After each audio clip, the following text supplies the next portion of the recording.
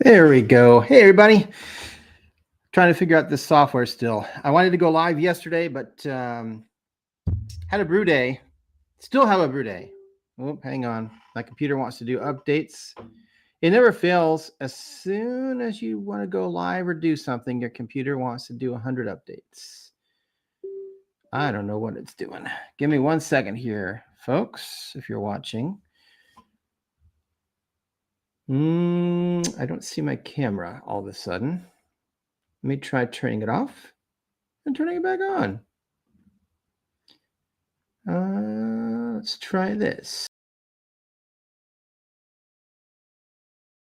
This is one of the reasons why I wanted to do a live, so I could kind of get used to all these controls and stuff. Oh my gosh. Non-stop pop-up windows. Nothing showed up when I started this live, and as soon as I went live, all of a sudden I've got like 10 pop-ups saying you need to do this, you need to update this, you need to reboot. I don't know if you guys can see me, if there is anybody watching anyway.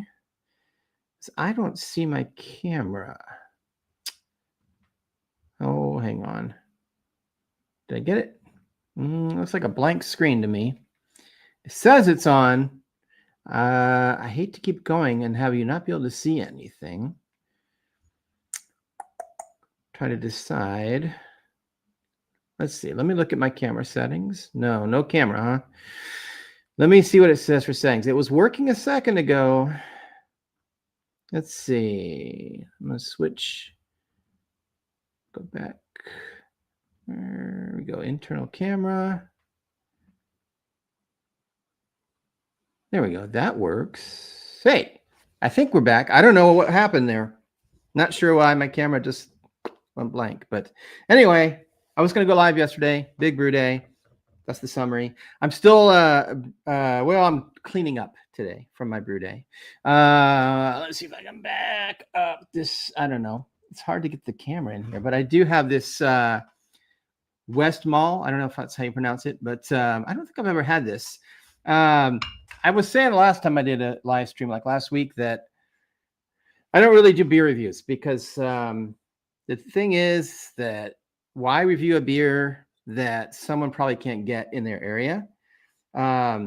Distribution of beer is not always that great. And so it seems weird to review a beer that I know that 90% of the people watching can't get. However, this one you should be able to get. You will probably have to go to like a bottle shop or something to get it. It's not going to be at your local grocery store, but you should be able to find it most likely somewhere around your area. So this is the mother of all triples. That's why I bought it, because if you look up like what is the one Belgian triple you should try if you're going to try one, this is the one. What's up, Chris Vodka? Nice to see you. So yeah, I want to give this a try. It's 9.5% ABV. So hence the name Tripel. If you're not, or Tripel, however you pronounce it. If you're not familiar, well, that was a terrible pour. Smells good though.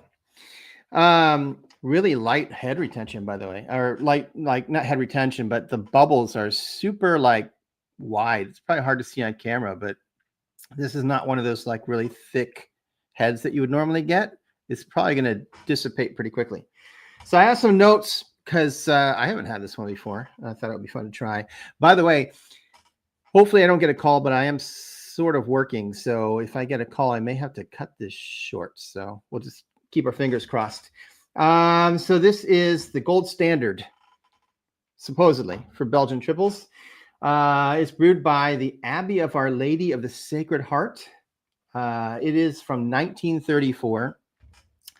If you're not familiar, I believe this is from the monks brew this. This is a Trappist ale.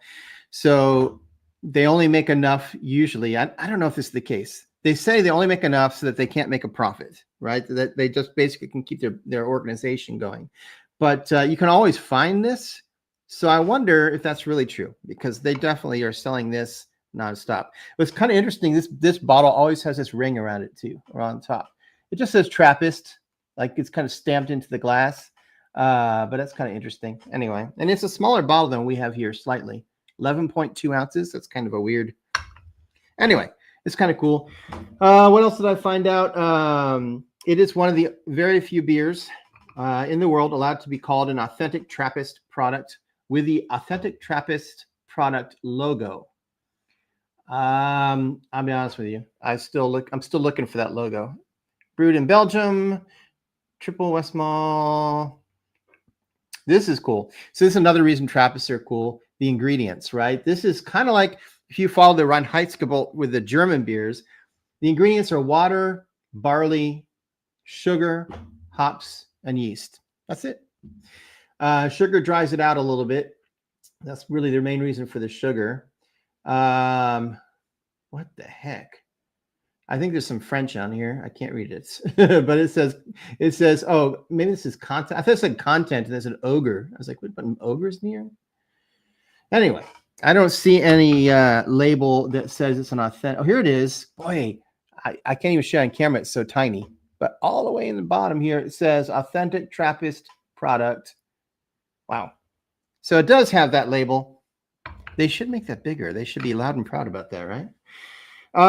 So flavor and characteristics. So it's, as you can see, it's golden. I would say it's not that clear. It's a little hazy. It is absolutely, by the looks of it, a cask conditioned beer, bottle conditioned, however you want to say it. I can see floaties. That's why I'm saying that. You might not be able to, but I can. And I would expect that, like from a Trappist ale. Oh yeah, I can see the yeast in the ends of it here. All right. Trying to move this so you can see a little better. So we got like hazy, golden, right? I can smell some banana, but you know what? I like this a lot because a lot of times you'll get a Belgian that's like over the top with the banana and cloves. In other words, they fermented it really warm, and it's just it's not a natural. You tell me if you disagree, but I feel like Belgians a lot of times don't have a natural banana flavor. That flavor you get from the yeast is some kind of like, it just does, it's banana-like, but it's sort of like artificially smelling. I don't know. So yeah, banana, peach, apricot sort of smell to it.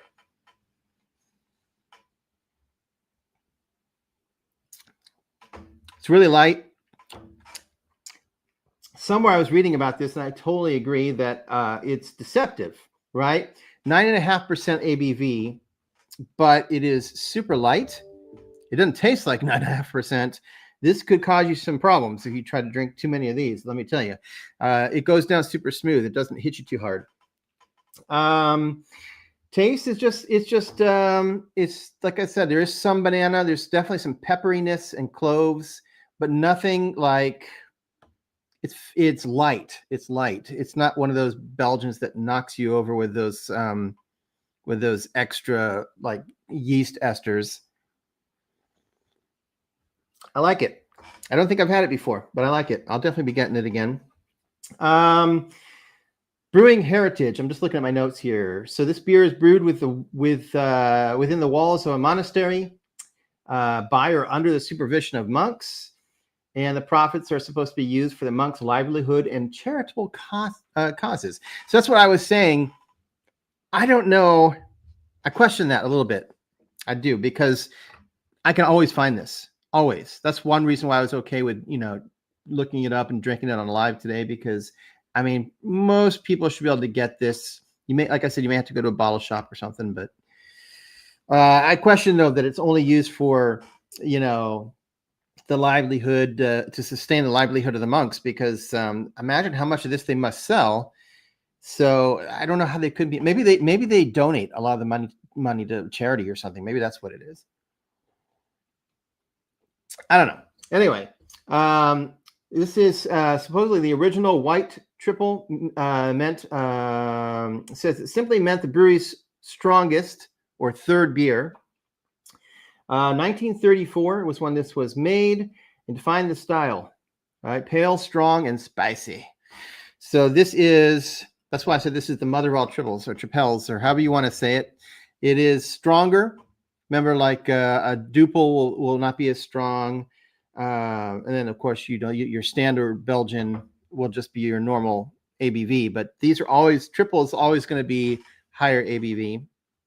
Bottle conditioning. Ah, here we go. I didn't even read this yet, so I'm learning with you. But like I said, I would be hard pressed to say it wasn't bottle conditioned because I can see the yeast floating in it.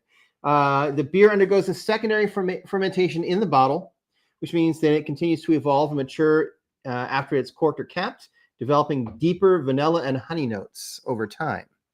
I don't know about the honey.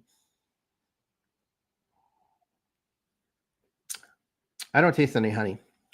Maybe I just haven't let it sit long enough. I don't know when this was bottled, but it does have just faint clove and sort of banana, banana-like esters, but it's faint, like it's not overpowering. So I really like that because a lot of Belgians go crazy with that. Let's see what it says here. Serving and pairing. To get the most out of it, serve it in a Trappist chalice. Well, I don't have a Trappist chalice. Trappist chalice, you could look it up on Google. It's kind of a wider mouth glass with a stem. You've probably seen them before. I don't understand why that is the glass of choice, because especially with a beer that has esters and you can get, the cloves and everything. You want those aromas to be funneled up to your nose, almost like a whiskey. And so I really like these. This is by far my favorite type of beer glass, by the way. And I see a lot of people now using them, which makes me happy. But you can get them on Amazon. And funny enough, I think they're called Abbey glasses. Anyway, I like them because they have the stem, so you could pick it up from the bottom here and not worry too much about warming up the beer. It has a slight narrowing at the top, so it funnels the aroma up, so you get better. It's easier to smell the aroma on it. So I really like these. These are really good. If you're drinking a beer like this where you want to experience it all. Obviously, some beers don't have a ton of aroma, and a different beer glass does make a big difference. But I don't know about the chalice, the Trappist chalice. I don't know that that's necessarily the best glass in the world for a beer. It says to drink these between 8 and 12 Celsius. Somebody tell me, I'm not going to look it up, but I don't know what that is Fahrenheit, but that's pretty cold, 8 and 12 Celsius. So, which I find interesting. Because I think if it starts to warm up a little bit, you're going to get more of the fruity ester flavors out of it, I think, right? So it surprises me that they're suggesting to drink it colder. What else did I tell you? Oh, food pairings. I don't pair a lot of food with beer, to be honest with you. Although, what did I have last time? Oh, it was yesterday, right? I posted a video, and it really did seem like some of the food pairings would be really good with it, like sharp cheese would have been good with that beer. Anyway, so this one, they suggest, surprise, surprise, cheese, right? So rich, pungent cheese like Gorgonzola, Gouda, and I guess apparently Abbeys make their own Trappist cheese, which I didn't know. That's interesting. I would like to try a Trappist cheese. I'm curious what that's like. I wonder what kind of cheese it is. Like what if it's cow's milk or... Interesting. Yeah, I think cheese, depending, obviously there's lots of kinds of cheese. And I know my buddy Beerman over at Bubble Gut Brewing used to do a regular live where he had beer and cheese pairings. And I think cheese probably is one of the best things to pair with beer. And obviously there's so many varieties of cheese. You have to get the right cheese to pair with the right beer. Main courses. Well, it says mussels. I don't eat seafood, not a fan, so I wouldn't try that myself. Mussels and I don't know how to pronounce this. Frites? I don't know, some kind of classic Belgian thing. I don't know, some kind of seafood thing. Roasted pork. Yeah, I can see that. Like a nice light beer. I can see this with roasted pork. I thought the same thing, like pulled pork with the beer that I talked about yesterday would have been really good with that smoky beer. This one, I can see that, like a roast, pork tenderloin. That sounds good. And it just says creamy chicken dishes. Yeah, I can see that creamy chicken dish with this. That can be good. Vegetables. It says it is. I don't know if this is true. It says this beer is famously paired with fresh steamed asparagus. I like asparagus, so and I think it would go well with that. It's nice and light and won't overpower the flavor. But I don't know about being famously paired. Is it? Maybe. And last, desserts, right? Fruit-based tarts like peach tart, apricot tart, or a light carrot cake. I'm not a big fan of carrot cake, to be honest with you. I don't understand vegetables in a cake. But then again, I like zucchini bread, so that doesn't make a lot of sense either. All right, anyway, that's all I have to say. I think I'm going to probably cut this short. If you can get this, I think this is a good one again if you're looking or interested in Trappist ales, mostly because it's very light. The beer, even though it's a high ABV, it's very light in flavor. It's not overpowering with the esters and the flavors from the yeast. Man, I was just thinking about something I was going to say. Yeah. Anyway, I would say get it if you can get it. Like I said, some Belgians are super overpowering, but this one's really good. I would get it again. If anybody's watching and you have a suggestion on another beer that I could try on a live, let me know. I specifically would be interested in beers that are pretty easy to get around the US, at least around the country, if not worldwide. But as much as I love local beers, and there's nothing wrong with them, it's hard to review beers that are only available in certain markets, because then what's the point? Someone's watching and they can't really get it to try it themselves. So anyway, have a good day, guys. I'm going to head out and do some editing for upcoming videos, finish cleaning up my brew day, and another work day tomorrow. Cheers, guys. I'll see you soon.